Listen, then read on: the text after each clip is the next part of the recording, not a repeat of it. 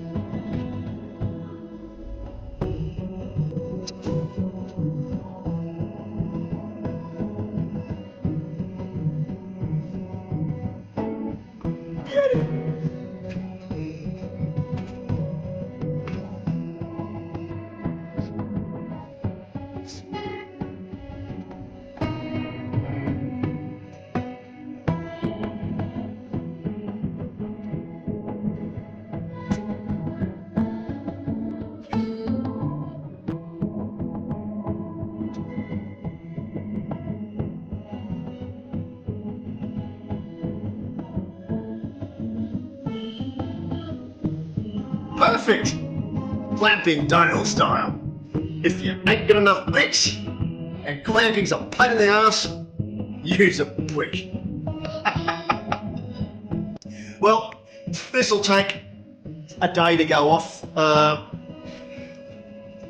Type 1 thread normally goes off a bit quicker than that, but in saying that, I do like these to really go off decently and to make sure that they're really, really set.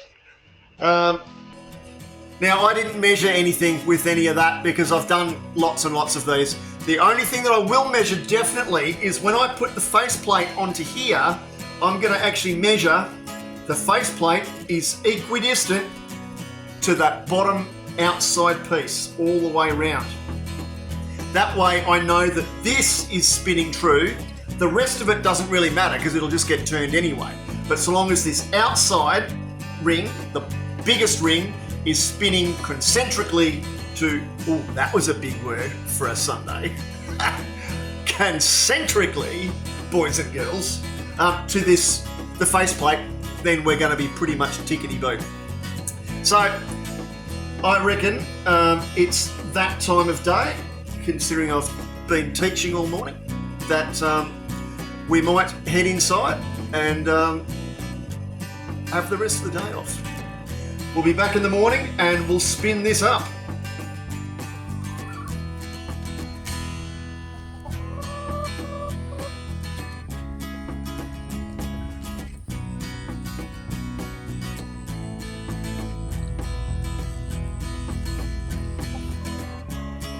Well, morning. Welcome to tomorrow. It's been a bit of a late start this morning because, by crikey, it's been wet again. Holy moly, it has absolutely persisticated down all night and half the morning. Need a frickin' snorkel or a rowboat to get to the shed. But anyway, here we are. We've finally got amongst it. So, where were we up to? Yep. Professional clamping system, which has worked a treat. Now,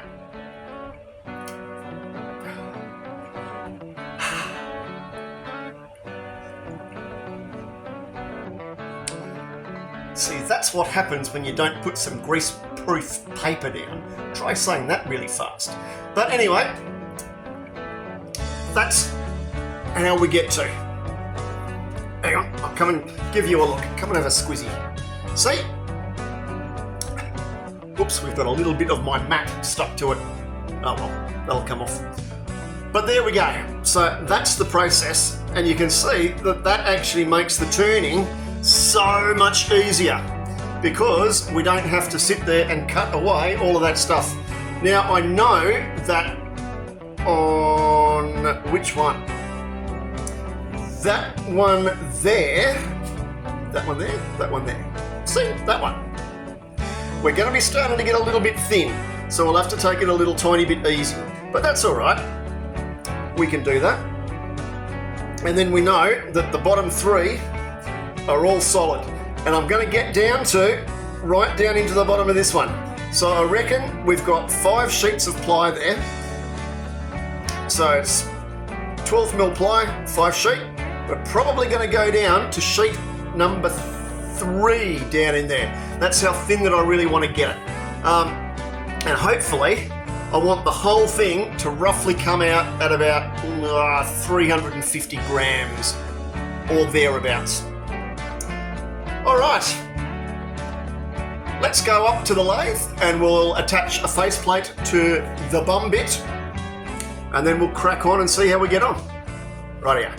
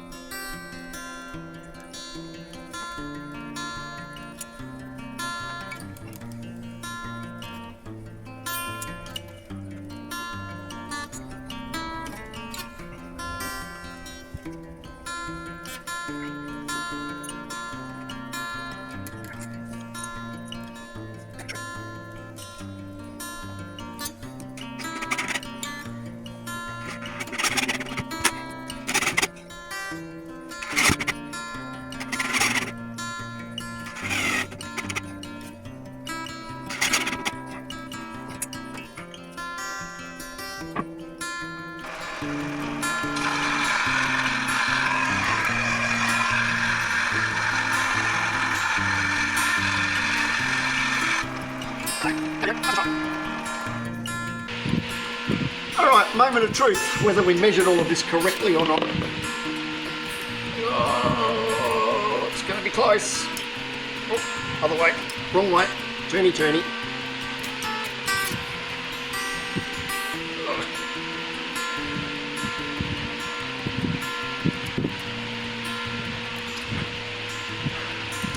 You know the rookie area that I've made?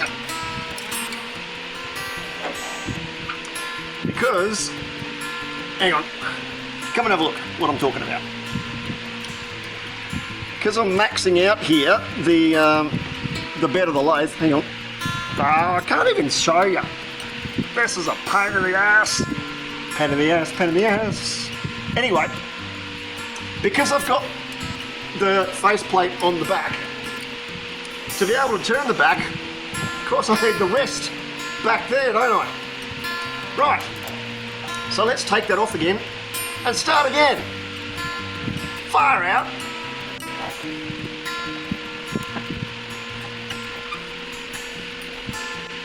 Right.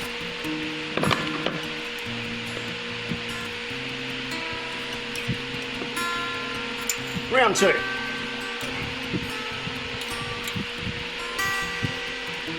Again, wrong way. You'd think that after bloody 10 years with this lathe that I'd know which way that the frickin' chuck went, wouldn't you? Obviously not. The little fella ain't a Rhodes Scholar. That's why I'm only a wood turner. Well, that all fits. So that's a good start. Ripper-dipper. Let's just adjust this and then realise that I've put you on the wrong side of the lathe because you can't see shit from over there, can you? Alright, I'll have to swap you around and grab the other tripod. Off the bench, on the bench, on the bench, off the bench, on the bench, off the bench.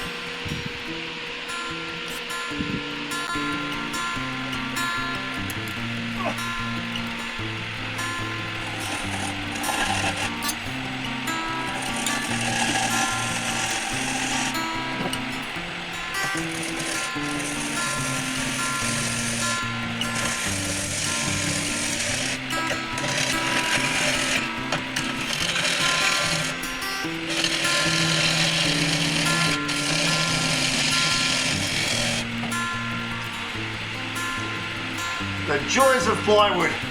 Even from that we need a sharpen already. Plywood is as dry as a dead dingo's dong. Freaking hell, sometimes it's a pain in the ass to actually work with. Anyway, here we go again. Up and down and up and down and down and up and up and down. Alright, so where are we at? Well, we're about halfway through the back, which isn't too bad, but it is always going back and forward to the grinder to sharpen things, which is a pain. But the reason though is, with plywood, I'd much rather sit there and play with a gouge, a good size gouge. So that's my 1/2 inch, or in America, 5/8. Don't you hate that? Because they've got to be different between UK and America. Or I could use a scraper, or I could use my carbide. Now the problem with carbide and with the scraper is that carbide and scrapers are tearing tools, they're not slicing tools. And plywood is a pain because it's end grain, side grain, and across those 5 layers within each sheet of ply. So the amount of tear out you get is absolutely terrible. So I'd much rather spend the time cutting reasonably clean with a bowl gouge now than I would with having to sand probably back to even 60 grit to get all of the tear out of the bowl. So it's a little bit of a he said, she said type thing, but in reality I think the cleaner cut wins in terms of efficiency. So it's probably going to be another 10 minutes or so of doing the back. It does take a little bit of a while because plywood, because of all of the glues in it, is pretty hard. And yes, all you safety freaks, I've got a thumping great big industrial fan behind me which is blowing all the stuff that way and away from me. So we're all okay, all right? All right, let's get on with it. All right, we've now reverted to 2 gouges because I'm sick and tired of up and down and down and up and up and down and down and up. So, rightio, here we are. I think we're about 20 minutes in of actual turning and I've resharpened 3 times. So actually that means 6 times because I've resharpened 2 gouges 3 times. That's science, you know, all that stuff. But this is the sort of shape that I'm after. So I think that's actually going to look quite nice.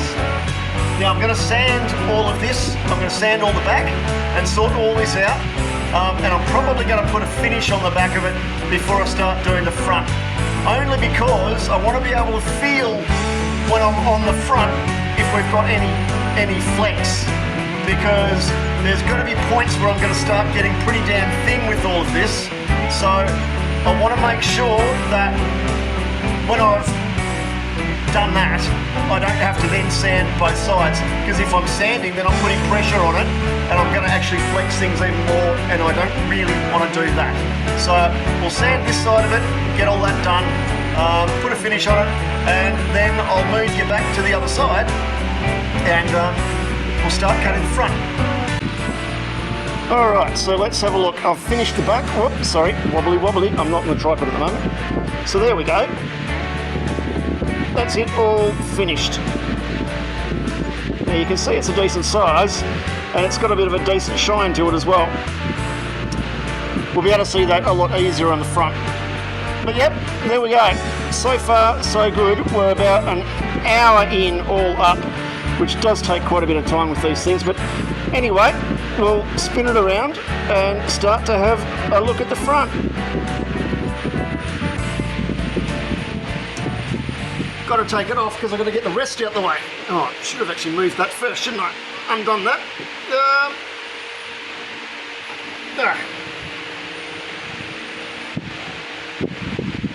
Now, while we've got it off,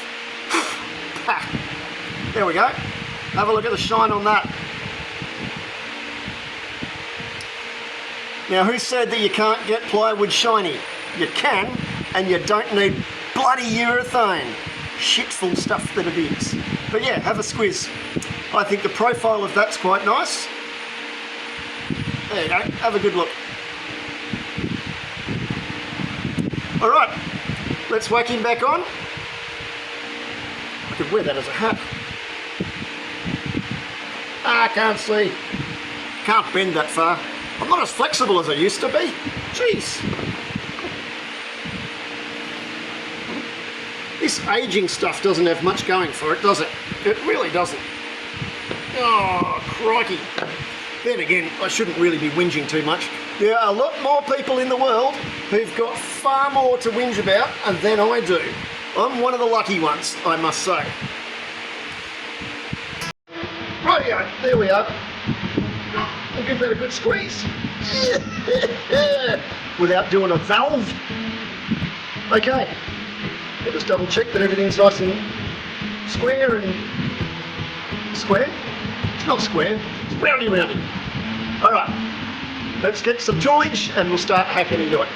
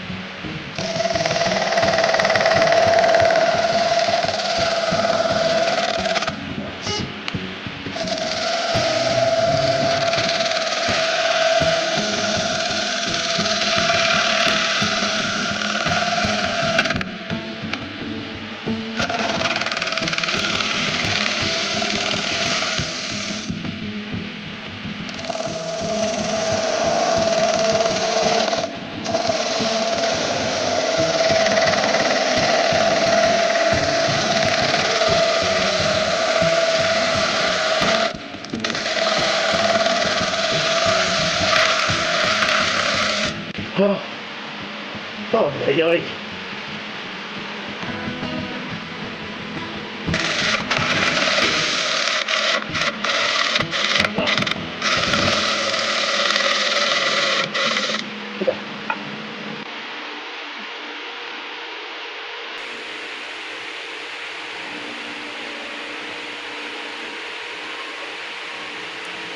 Okay, see, we're starting to get pretty thin because I can actually flex that.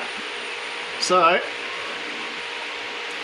we're not going to keep cutting that much more because otherwise we're going to end up with a rather significant problem of the whole thing blowing apart. We don't want that. See, I can bend that. So that's better off now just being sanded for all of this. Now I haven't got that anywhere near as clean as what I wanted, unfortunately, but you know, whatever. So we'll move in and we'll just take more of the middle of it out, and actually, while I've still got some mass down there, I think I might actually sand all up here first. We might get rid of all of that, clean it up, and yeah, see where we go from there. I think that's probably the most sensible way to do it. Otherwise, we might end up with a little bit of an oopsie. Well, a lot bit of an oopsie, actually. So, yep, all right, we'll do that.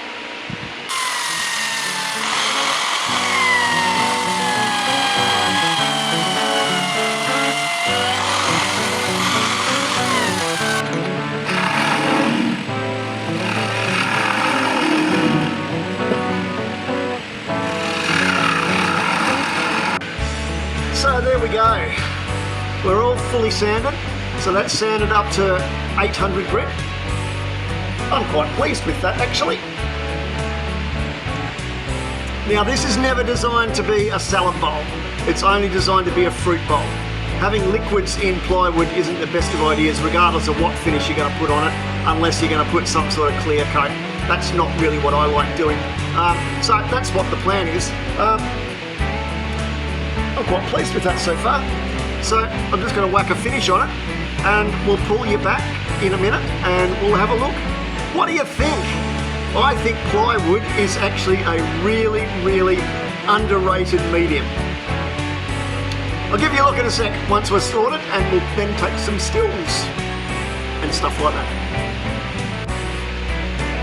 So look at that. That's really quite nice. Try and see if I can bring you in and have a bit of a closer looky. Hang on. Let's see if I can do that without knocking everything over. There we go.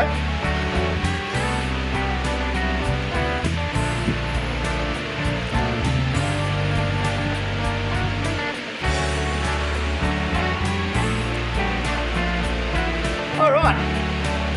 So we'll be back to wrap it up shortly. I think that's come up really, really nice. Now I reckon that's about 300 grams. So that's not much. I think that's actually a little bit thinner than I thought. Now I've actually done these before where I've got them so thin I can actually see light through them. And I've used those ones as being lampshades, which are actually looking really, really cool. But there we go. That was for an order. So for the lady who bought it off my website, there we go. All finished. Because I accidentally sold the other one and I'd forgotten about it. So I had to knock up another one really quickly. All right, there we go. Plywood. Who would have thunk it? All right, next time.